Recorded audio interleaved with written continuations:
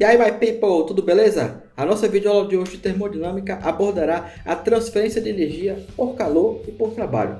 Vamos começar pela transferência de energia por calor, mas antes vamos definir o que é calor. Ele é uma forma de energia transferida entre dois sistemas ou entre um sistema e sua vizinhança, em virtude da diferença de temperatura. E essa transferência de energia é manifestada por meio das fronteiras do sistema, como podemos observar ao encostarmos a mão em uma xícara de chá quente. E o sentido natural dessa transferência de energia por calor ocorre do quente para o frio. A transferência de calor também pode ocorrer de forma inversa, só que não de forma natural. Mas isso será abordado em outra videoaula. Essas duas figuras representam um dia quente e um dia frio, por exemplo. Provavelmente você já usou em dias quentes a expressão está calor, não é? Só que isso está errado. O correto é estar quente para os dias quentes, óbvio, e frio para os dias frios, mais óbvio ainda. Em ambos os casos, há calor envolvido, só que num dia quente, o nosso corpo está a uma temperatura menor que a da vizinhança. Assim, nós recebemos o calor dela e com isso sentimos a sensação de quente, causando um desconforto térmico. Já no dia frio, a temperatura do nosso corpo está maior do que a temperatura da vizinhança, fazendo com que o nosso corpo perca calor para a vizinhança e com isso acabamos sentindo a sensação de frio, também causando um desconforto térmico para alguns. Tanto o calor quanto o trabalho são grandezas direcionais, sendo necessário especificar a magnitude e a direção. E uma forma de fazer isso é adotar uma notação. Vamos exemplificar essa notação utilizando um sistema qualquer. Nesse sistema, podemos ter a entrada de algo, massa, calor ou trabalho, por exemplo, além de ter a saída de algo, que também pode ser massa, calor ou trabalho. E vocês acabaram de ver um tipo de notação, a notação de entrada e saída. Nela, não usaremos sinais de mais ou menos, apenas os termos entrada e saída. Mas há também uma notação clássica, a notação de sinais. Se algo está entrando no sistema, ele está sendo adicionado, então ele é positivo. Se algo está saindo do sistema, ele está sendo retirado ou perdido, então ele é negativo. Qualquer uma das notações podem ser usadas, pois elas convergem para o mesmo resultado. Mas como irão convergir se uma faz uso de sinais positivo e negativo e a outra não? Simples. Essa convergência ocorre por meio dessa fórmula, onde calor é igual ao calor que entra menos o calor que sai.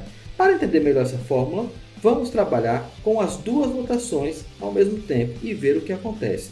Quando um sistema recebe calor, pela notação de sinais, o calor é positivo. E pela notação de entrada e saída, esse calor recebe a denominação de calor que entra e ele também fica positivo. Agora, quando um sistema rejeita calor, pela notação de sinais, esse calor ele é negativo. E pela notação de entrada e saída, esse calor recebe a denominação de calor que sai e fica positivo. Opa, não houve convergência entre as duas notações, mas essa convergência ocorre devido ao sinal de menos, da diferença entre o calor que entra menos o calor que sai, pois nessa notação, tanto o calor que entra quanto o calor que sai assumem valores positivos o tempo todo. E o sinal de menos dessa fórmula é o responsável pela convergência das duas notações. Vamos lá. Será que é possível um corpo ou um sistema não trocar calor com a sua vizinhança? Claro que sim. É o que acontece no processo adiabático. E para ilustrar melhor esse processo, temos um exemplo clássico do nosso dia a dia, que é a garrafa térmica contendo café quente. Se ela possuir um bom isolamento, não haverá troca de calor entre o sistema e a sua vizinhança. Vamos agora falar da transferência de energia por trabalho, que assim como foi no caso do calor, essa manifestação de energia por trabalho ocorre por meio das fronteiras. Mas o que é o trabalho? Trabalho é uma força que atua ao longo do deslocamento. Aplicando esse conceito a um dispositivo clássico da termodinâmica, o arranjo cilindro-pistão, ao aplicar uma força sobre uma determinada área, ocorrerá o deslocamento do pistão. A relação entre força e área resulta em uma velha conhecida nossa, a pressão, que pode ser reescrita como força igual a pressão vezes área e pode ser substituída na expressão do trabalho. Assim temos que a variação de trabalho é igual a pressão vezes a área vezes a variação relativa ao deslocamento. Mas, como a área do pistão é constante, Se multiplicarmos a área pelo deslocamento percorrido pelo pistão, teremos nesse caso o volume do cilindro. Com isso, a variação de trabalho pode ser expressa por pressão vezes variação de volume, ou trabalho é igual à integral PDV de um volume inicial até um volume final. Expressão essa que é muito utilizada para calcular os trabalhos de expansão e compressão. Mas quando ocorre a expansão e a compressão? Bom, a expansão e compressão estão relacionadas à variação de volume. Por exemplo, nesses dois arranjos, cilindro-pistão, temos a variação de volume negativa e outra positiva. A compressão ocorre quando há uma variação de volume negativa, enquanto que a expansão ocorre quando há uma variação de volume positiva. No caso da compressão, o volume diminui em relação ao inicial porque foi realizado um trabalho sobre o sistema, ou seja, trabalho entrou no sistema.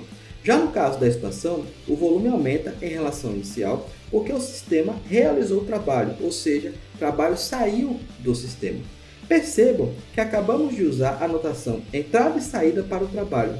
Nesse exemplo da compressão e expansão, vamos utilizar agora a notação de sinais e compararmos com a de entrada e saída. Mas para isso é necessário fazer uso da fórmula do trabalho, onde trabalho é igual à integral PDV de um volume inicial até um volume final. Tudo que entra tem que ser positivo na notação de sinais. Ao analisarmos a fórmula de trabalho para a compressão, o termo de variação de volume da integral PDV é negativo na compressão. Logo, pela fórmula, esse trabalho será negativo. Opa! Aconteceu algo inesperado, teria que ser positivo. Mas vamos fazer o seguinte, vamos analisar o caso da expansão agora, para depois explorar um pouco mais sobre esse resultado inesperado. Tudo que sai tem que ser negativo na notação de sinais. Ao analisarmos a fórmula de trabalho para expansão, o termo de variação de volume da integral PDV é positivo na expansão. Logo, pela fórmula, esse trabalho será positivo. Opa! Novamente aconteceu algo inesperado.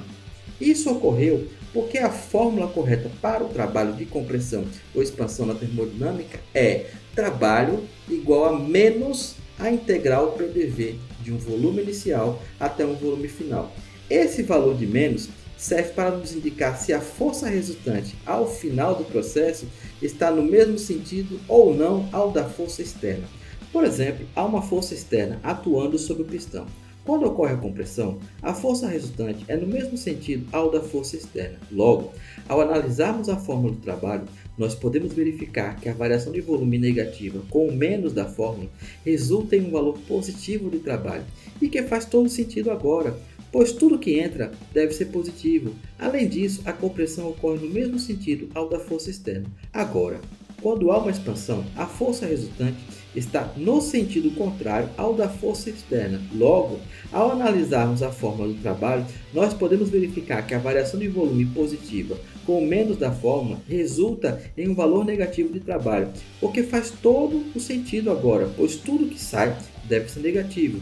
Agora, quando há uma expansão, a força resultante está no sentido contrário da força externa. Logo, ao analisarmos a fórmula do trabalho, nós podemos verificar que a variação de volume positiva com o menos da fórmula resulta em um valor negativo de trabalho, o que faz todo sentido, pois tudo que sai deve ser negativo. Além disso, a expansão ocorre no sentido contrário da força externa. Assim, para realizar a convergência entre as duas notações, temos que trabalho é igual ao trabalho que entra menos o trabalho que sai, análogo ao caso do calor. Sendo assim, vamos analisar as duas notações e ver o que acontece. Quando há trabalho de compressão, pela notação de sinais, nós temos que o trabalho deverá ser positivo e a fórmula de trabalho é igual a menos a integral PDV de um volume inicial até um volume final. Já na notação de entrada e saída, temos que o trabalho que entra deverá ser positivo e a fórmula continua sendo igual ao anterior, para que o trabalho que entra continue positivo. Quando há trabalho de expansão, pela notação de sinais, o trabalho deverá ser negativo e a fórmula de trabalho continua sendo igual a menos a integral PDV de um volume inicial até um volume final. Já na notação de entrada e saída, temos que o trabalho que sai deverá ser positivo e a fórmula muda, fica sendo apenas trabalho igual a integral PDV, sem o menos, para que o trabalho que sai continue sendo positivo, pois a partir do sinal de menos da fórmula trabalho que entra menos o trabalho que sai, é que vai fazer com que haja toda a convergência entre as duas notações. Tanto o calor quanto o trabalho estão associados a um processo e não a um estado, por exemplo. Digamos que no ponto 1, o sistema cilindro-pistão está numa condição inicial de pressão e volume. Em seguida, o pistão realiza um determinado processo até chegar no ponto 2, a sua condição final. Não é possível calcular o trabalho conhecendo apenas a condição final inicial do processo, pois o trabalho não é uma função de estado, ele depende do processo. Para sair do ponto 1 até o ponto 2, existem vários caminhos possíveis. E, a partir desse gráfico, é possível calcular o trabalho, que nada mais é do que a área abaixo da curva, a nossa definição clássica de integral, como podemos observar, onde trabalho que sai é igual a integral PDV de um volume inicial até um volume final. Note que esse gráfico representa uma expansão, pois o volume final é maior do que o volume inicial. Assim, o sistema realizou o trabalho, ou seja, o trabalho sai. Então é isso, my people. A nossa videoaula de hoje fica por aqui. Até a próxima!